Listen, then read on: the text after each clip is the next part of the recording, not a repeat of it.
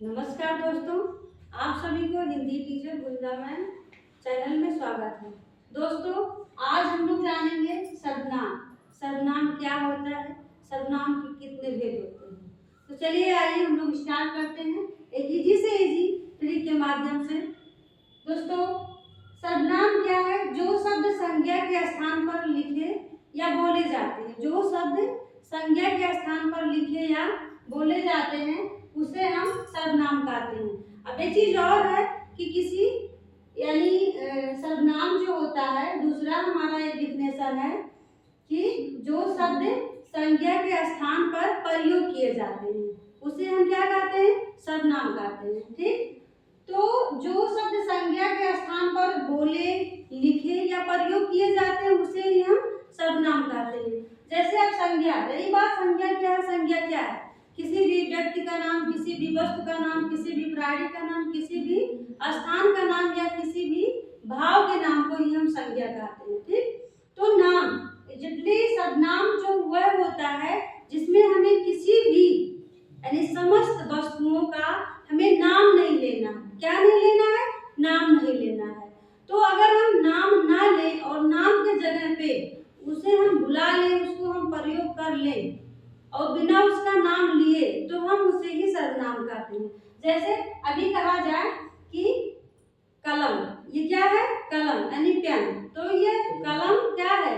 एक इसका नाम हो गया। नाम हो गया तो नाम हमारा क्या हो गया? संज्ञा हो गया। लेकिन अगर कहें कि वह क्या है, वह क्या है, या फिर इसे उठा दो, इसे उठा दो, उसे मुझे ला के दे दो, यह मेरा है, तो अब क्या हुआ कि इस कलम को नाम ना लेकर के यह वह मेरा, सॉरी यह वह है जो, तो ये उसका नाम नहीं ना लिया गया, इसे यह और वह के माध्यम से बताया गया, तो ये हमारा सर्वनाम हो गया। क्या हो गया? सर्वनाम हो गया।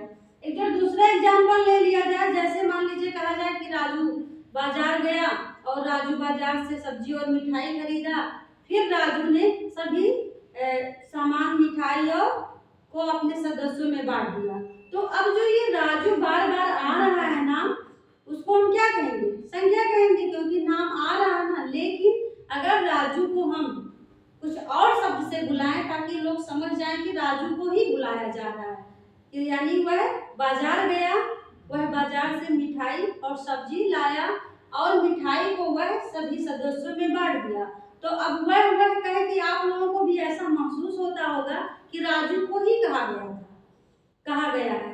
तो राजू हमारा नाम ना लेकर के उसे हमने क्या बताया? यह और वह कहा, तो वह हमारा यह और वह क्या हो गया? सर्वनाम हो गया। तो यानी जो शब्द संज्ञा के स्थान पर प्रयोग किए जाएं या बोले जाएं या लिखे जाएं उसे ही हम क्या कहते हैं? सर्वनाम कहते हैं। क्या कहते हैं? सर्वनाम कहते हैं। उदाहरण के लिए स्टूडेंट जैसे हुआ है तुम, आप, यह, हम, तुम्हारे, उसे, उन्होंने, वे आज भी जो है आ सकते हैं। अब जैसे हुआ जा रहा है, अब कोई जा रहा है तो उसका नाम है तो नाम होगा। अगर नाम से हम बोले तो उसे संज्ञा कहेंगे, लेकिन अगर कहा जा रहा है वह जा रहा है तो वह भी क्या हो गया? सर्वनाम हो गया। तुम है, तुम्हारा भी, आप लोग वीडियो देख रहे हैं तो आप लोगों का भी कोई ना कोई नाम होगा।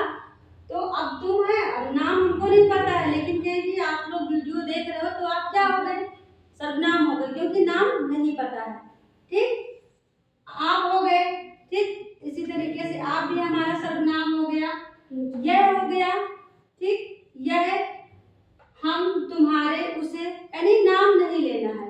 अब नाम के स्थान पर ये सारे शब्द मौजूद हैं जो हम कभी कभार नाम हटा करके उसको बार बार नाम नहीं लेते हैं और इसको उसको जो है हम यह वह करके भी अपने प्रयोग में लाते हैं, चाहे बोलने में या लिखने में या इस्तेमाल करने में। तो दोस्तों हम उसे ही सर्वनाम कहते हैं। यानी जो शब्द संज्ञा के स्थान पर बोले या लिखे जाते हैं उसे ही क्या कहते हैं? सर्वनाम। अब सर्वनाम शब्द, आई होप आप लोगों को ये समझ में आ गया होगा कि सर्वनाम कौन सा शब्द है और संज्ञा क्या है। ठीक, अब हम लोग चल रहे हैं नेक्स्ट पार्ट, जो सर्वनाम के भेद या प्रकार। ठीक, तो सर्वनाम के भेद हैं 6 भेद हैं। कितने भेद हैं? 6 भेद हैं। तो दोस्तों आइए हम लोग एक ट्रिक के माध्यम से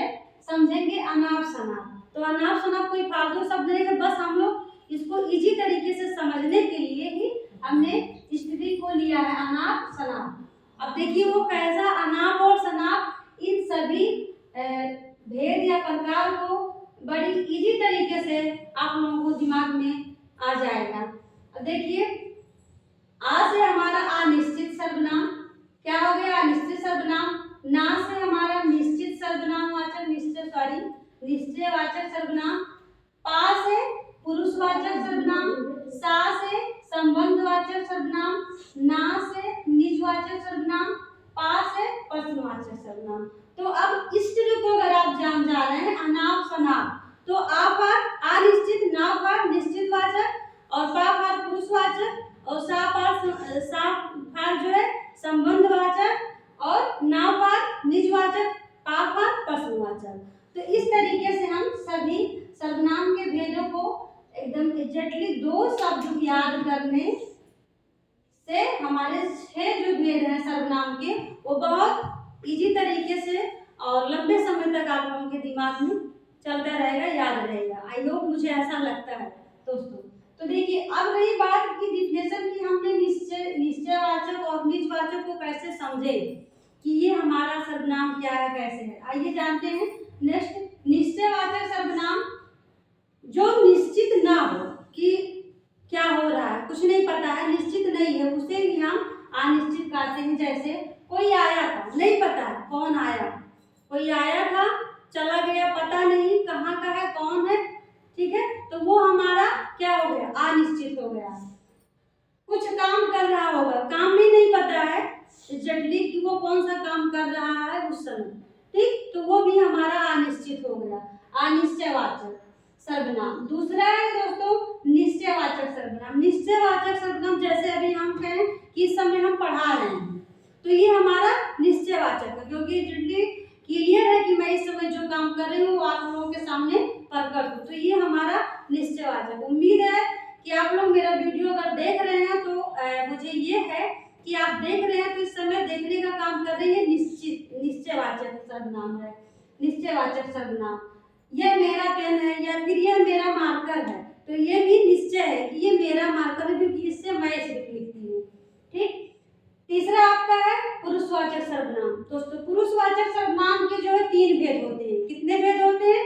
3 भेद होते हैं। मैं उत्तम पुरुष, तुम मध्यम पुरुष, वह अन्य पुरुष। अब पुरुषवाचक जो सर्वनाम है 3 पार्ट में बटा है, ठीक।